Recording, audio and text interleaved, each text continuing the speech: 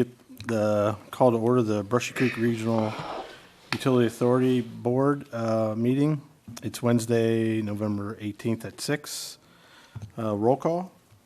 President Abruzes. Here. Vice President Lux. Secretary Whitfield. Here. Director Grimes. Here. Director White. Director Navarrete. Present. All right. Anybody wish to speak to the board on any item not on the agenda? Doesn't look like we have any citizen comments, so we'll move on to item 4, approval of minutes. Do I have a motion? So moved. Second. I have a motion to approve the minutes by Director, oh my goodness, Whitfield, seconded by Director Grimes. All in favor? Say aye. Aye. And then we'll move on to executive session. Consider an executive session as authorized by 551-071 Government Code and Texas Disciplinary Rules of Professional Conduct to consult with legal counsel regarding issues with the regional water treatment plant, and also to consider under 551.072 Government Code related to the purchase and/or value of real property, to wit, a 5.217 acre tract owned by Gary and Kathy Gross. We are in executive session. It's not recording yet. All right, we're back in session. We're going to consider a presentation regarding the status of the BCRUA Phase 2 pre-design project. Mr. Geyer? Thank you, Mr. President. Members of the board, we were asked last month to give you an update. Yeah, it's F5, right? There we go. Give you an update on the status of where we're at with pre-design on the Phase 2 deep water intake. Just by way of history, very quickly, you approved the award of this project to an engineering team of multiple firms led by HDR actually a year ago at your November meeting. We had our kickoff meeting in January of this year, and I would say we're probably about 2/3 of the way through, over halfway through. It's a very large and complex project, but we're making good progress. I've got Aaron Archer here with me tonight, who's the project manager, who will be doing the bulk of the presentation. But I just wanted to do a quick intro. F5? Are the arrow keys? Okay. There we go. Okay. So basically what we want to do is just walk you through a very quick review of the overall structure of the system and where we're at, kind of like how we got here, where we're at, and where we're going, you know, just the usual sort of presentation. This is something that should be familiar to everybody by now. We're predominantly going to be talking about the dashed lines at the bottom, the intake itself, the tunneled projects for the raw water and for the finished water out of the pump station, and of course the pump station. We're done with Phase 2, as you know. I mean, with Phase 1, the temporary floating intake is back in. The plant is back in full operation right now. And we're delivering water to both Cedar Park and Leander. We are not delivering water to Round Rock yet, although in the past few months they have actually completed their connection, so they're capable of getting water whenever they want it. So we're in pretty good shape on Phase 1, but the next step, of course, is the deep water intake, which is a much bigger project than, well, it's about the same size dollar-wise as the first phase of the project, so it's a big one.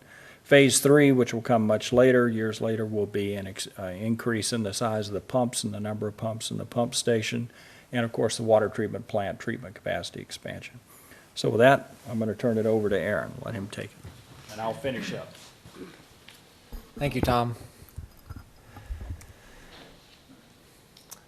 Well, good evening. What I wanted to do first tonight is give a real brief overview of the BCRUA history, some major milestones that have occurred in the last 10 years, and then start with an update on Phase 2 and give some highlights on what we've been doing in the preliminary design. The regional partnership was developed, as you know, in 2005, and then about a year later, design of Phase 1 was started. And at the same time, we entered into about a 5-year phase of doing conceptual studies on Phase 2. So those conceptual studies consisted of a number of reports. I want to highlight a few of them. One was a site evaluation completed in 2008 where we looked at 10 different pump station sites the yellow circles and boxes, 7 different intake sites. Each of the intake sites had access to a lake bed elevation of 560, and looked at different types of pump stations at those locations in different combinations. So we had 42 different alternatives we looked at. And the preferred site coming out of that evaluation was Site 4, which you can see in the middle there, which is within the village of Valente. We then did a due diligence analysis completed in 2011, where we looked at 4 different alternatives. All of them had an intake at Site 4, and then we looked at 4 different pump station locations, one right adjacent to it at Site 4, Site 8 and Site 10 on either side of Cedar Park's plant, and then Site 9, which was by Sandy Creek Water Plant, which is Leander's water plant.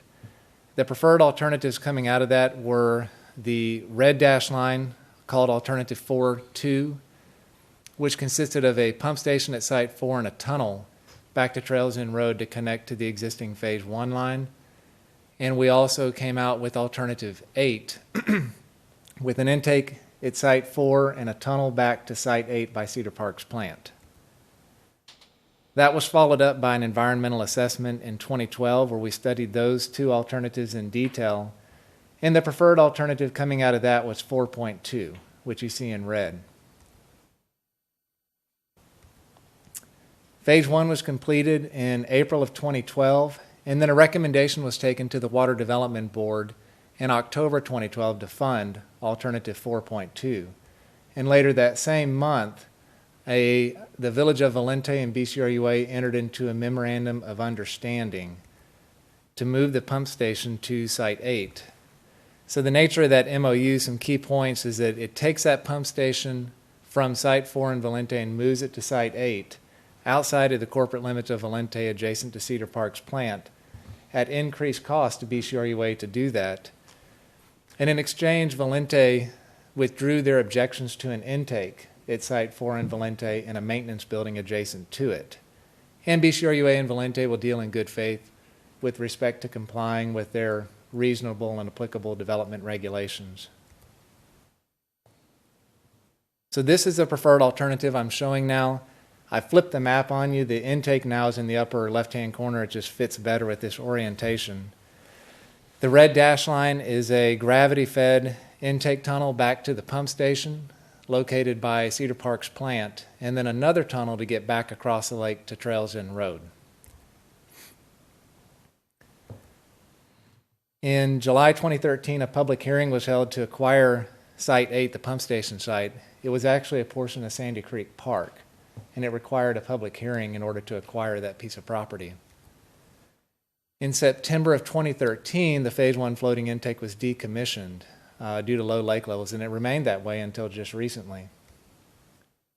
And then in April 2014, that pump station site purchase from Leander from LCRA was completed, and we started preliminary design at the beginning of this year. So what I want to do now is walk through the project, the way that the water flows, starting at the intake location in the upper left-hand corner.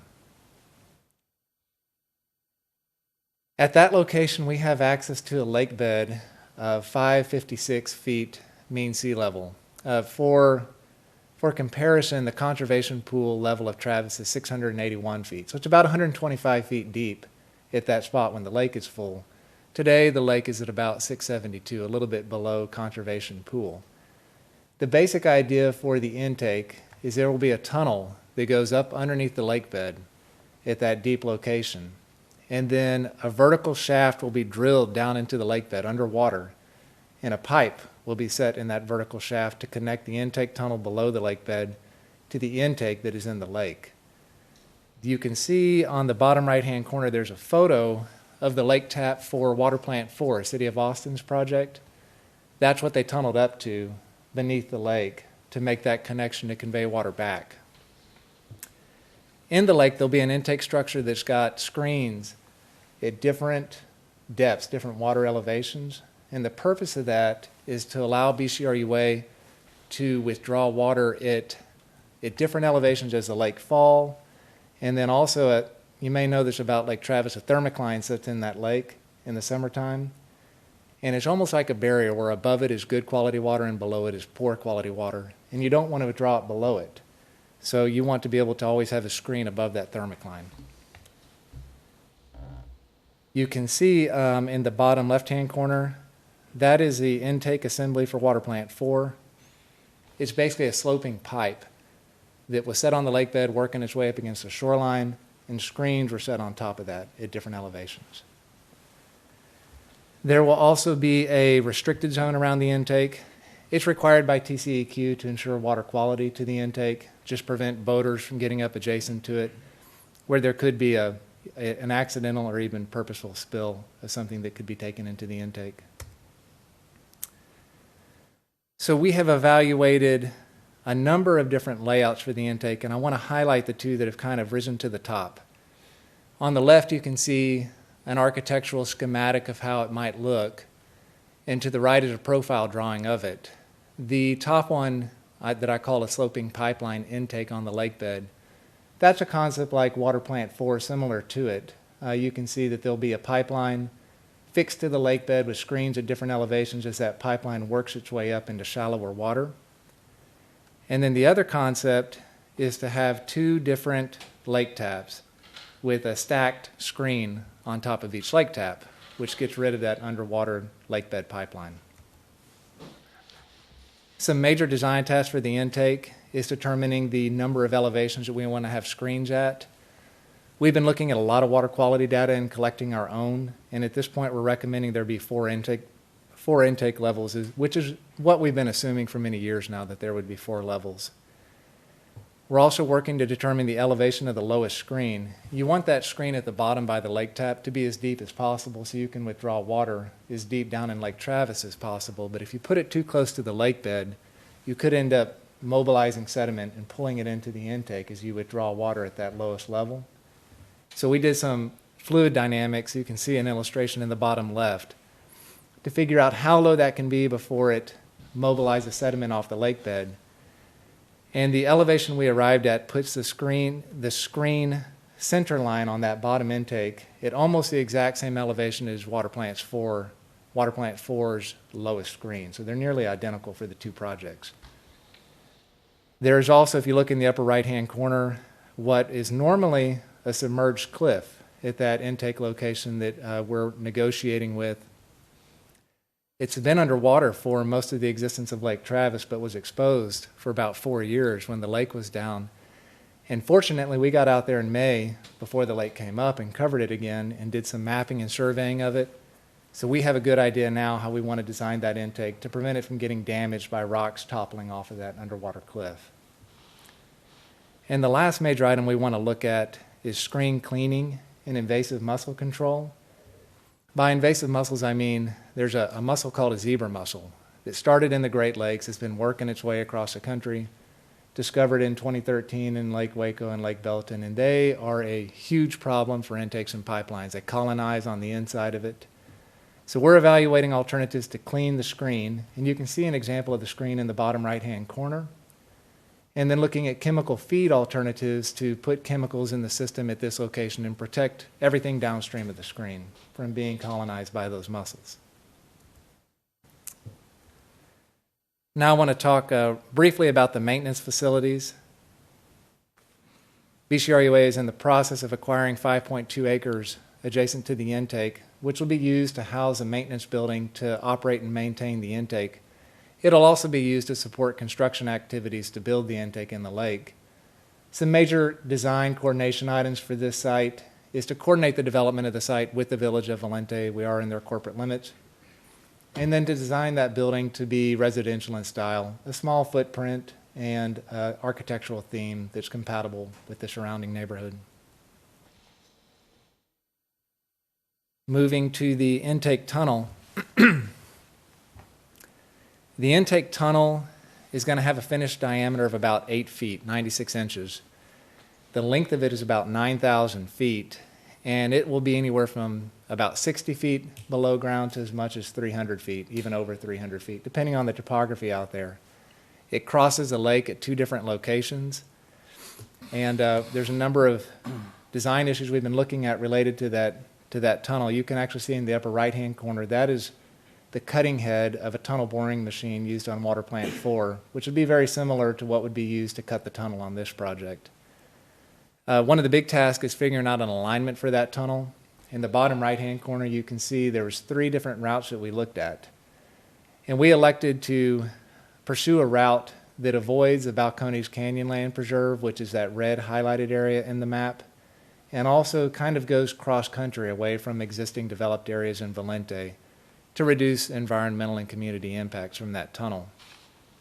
The connection of the tunnel to the intake in the lake will be another technical item that will be complex, that will coordinate to connect to that lake tap. And then groundwater well planning is a big issue. All the residents in Valente are on groundwater wells. So we have a groundwater well plan we're advancing to map known well locations. We will be monitoring groundwater levels and the aquifer condition in that area using a bunch of monitoring wells that we put in the last few months as we were collecting geotechnical borings in the village of Valente. And then we'll develop a mitigation plan with the primary purpose of avoiding impacts, but also having a plan if there is an impact to a residential well. The good news is right now our geotechnical boring data that we're collecting confirms what we already thought we knew, that the rock there is subsurface conditions. It's a really tight rock formation. It's essentially like concrete. So there is a very low risk of an impact from the tunnel going through that rock impacting adjacent well. Now moving to the pump station, it's adjacent to Cedar Park's plant on Lime Creek Road. In the upper right-hand corner, you can see the map of the site that was acquired in 2014. It's about 1.7 acres with a temporary construction easement by it and subsurface tunnel easements going into and out of it. This site is where all the work's going to be done. There's going to be a shaft there about 30 feet in diameter and 300 feet deep. And that's going to be used to construct the tunnels going both directions. Some of the major design tasks for the pump station are picking a type of pump, the architectural design of the building, developing a plan to deliver water to BCRUA's plant, Cedar Park's plant, and Leander's plant. They'll all be fed by this pump station. And then working on the underground layout, the underground works at that site. To speak a little bit more about those design challenges, for the pump type, we're recommending a type of pump called a submersible pump. There's a lot of benefits to submersible pumps, one of them being that the motor is down deep underground in the water rather than at grade in the pump station, so you can't hear it. There's no noise issues from it. It helps with cooling it, takes care of a number of technical challenges for shafts as deep as we'll have at this site. And you can actually see a drawing of a submersible pump that's been installed by Southern Nevada Water Authority out on Lake Mead. They provide water to Las Vegas. Deepwater intakes like this are a pretty rare project. There's not a lot of them. Southern Nevada Water Authority is working on their 3rd right now, and they've installed a lot of these submersible pumps. We went to go visit them in February to talk with them about it. They're in the process of building a $1.5 billion project right now because Lake Mead is dropping so quickly. And we shared notes with them, and this is the pump type I think is the best selection for this project. On the architectural design, you can see in the bottom left, that's a rendering done during site acquisition for the pump station site. We will be taking that rendering and advancing that to meet the current configuration of the pump station as that is developed, and then continuing to work with the residential style development that's more compatible with what you see around Lake Travis. On the delivery plan to send water to the 3 plants, Cedar Park and Leander's plants are much closer to Lake Travis than BCRUA. They're at a much lower elevation, so there's a number of ways you can send water to the plant. You could have 3 separate pump systems in that pump station, 1 to each plant. You could have a common set of pumps that sends water to all of them, or you could have a hybrid option where you've got 1 set of pumps sending water towards Trails End Road that would feed Leander and BCRUA's plant, and another set of pumps sending water to Cedar Park. And we did an economic evaluation, and that costed out to be the most economic way to deliver water. So once we made that decision, we started advancing the underground layout at the pump station. And you can see a schematic to the right where we did some fluid modeling in that underground layout. It'll basically consist of a deep wet well, which will be the work shaft repurposed to house pumps. and a number of smaller individual shafts going to a subterranean suction forebay to withdraw water out of. We're currently in the process of developing a physical model to optimize the geometry of that layout, and we'll go look at that physical model next month. The last big item is the transmission tunnel. It is about 3,000 feet long going back to Trails End Road. It'll be 84-inch diameter, also up to about 300 feet deep. Once we get across the lake to Trails End Road, we'll have to have another shaft to take that pipeline back up to grade to connect to the existing pipeline. Some major design tasks for that portion of the project are picking a location for that riser at Trails End Road and determining what we want to use it for. Protecting from floods over there at that location. We're above conservation pool, but below the 100-year floodplain. So we need a plan to make sure if the lake came up, that the underground works would be protected from that flood event. And then sequencing all this work on what is really a fairly tight pump station site to get all this stuff done on 1.7 acres. Electrical service is one last remaining big item. PEC provides power out there, and so we're working with PEC right now to figure out what is the best substation to feed the pump station site and what upgrades are required at that pump station, what upgrades are required to get power from that substation out to the pump station site. The pump station site has a bunch of existing PEC utilities on it, so we're working with them to relocate those and get them out of our way.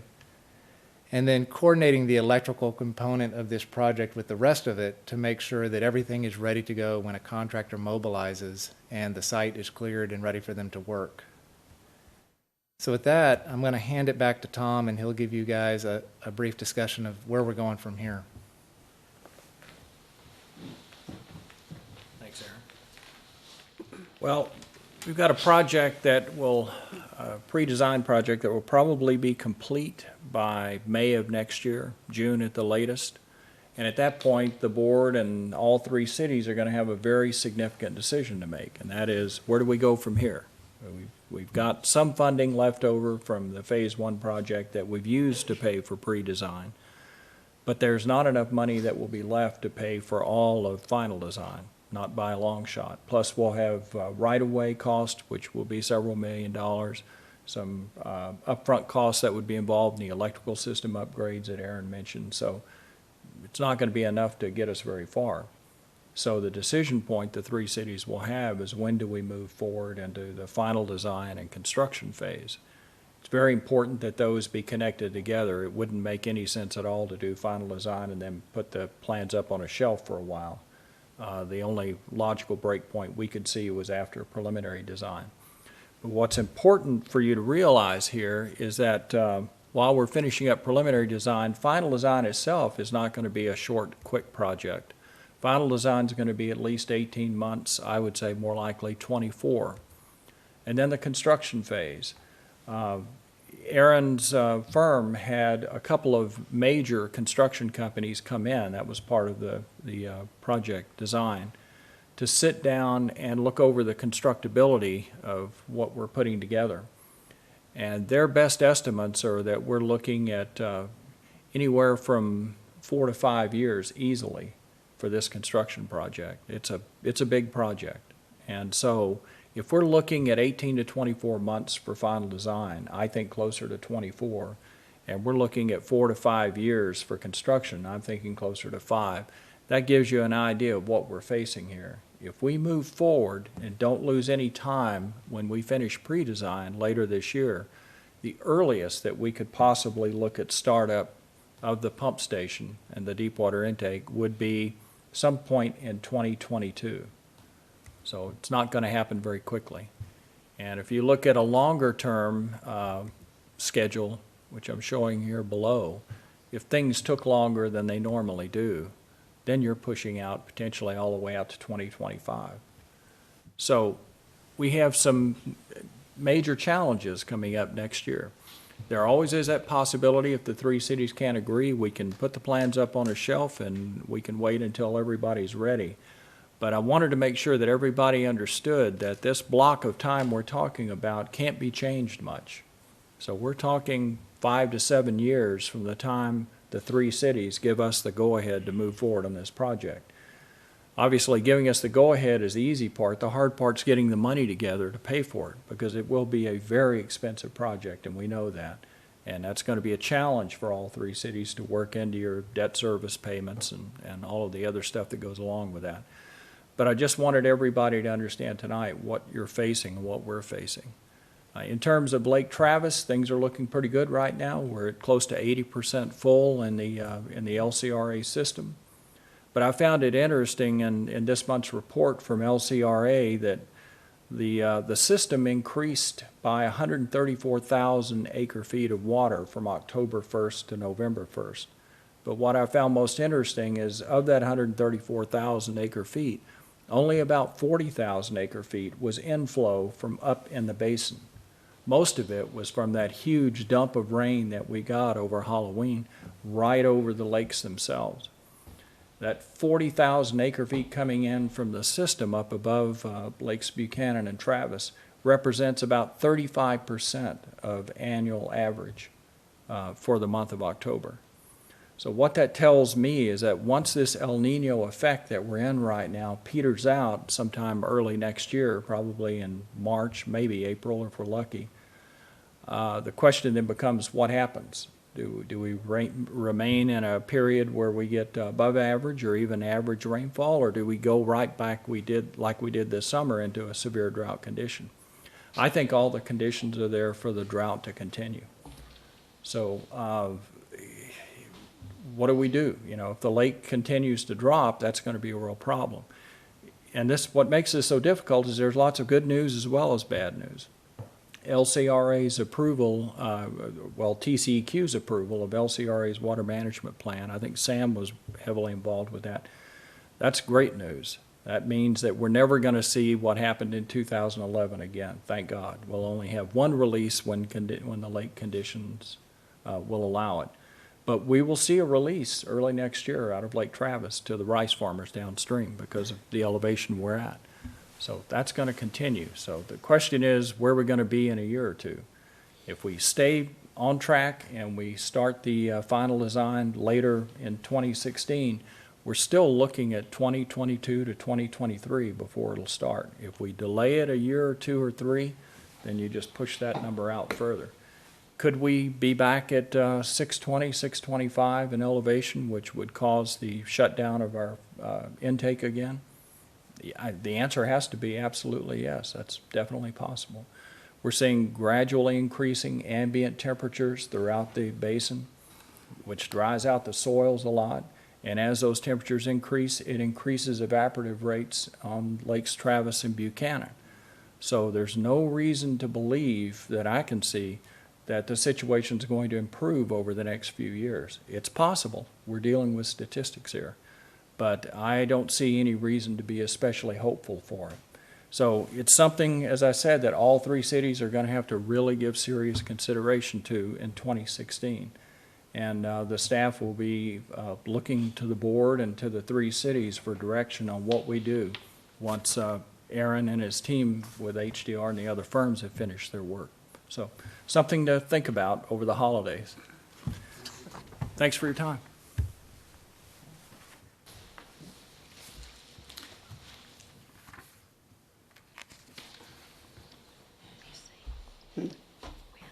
All right, we'll move on to item 6B.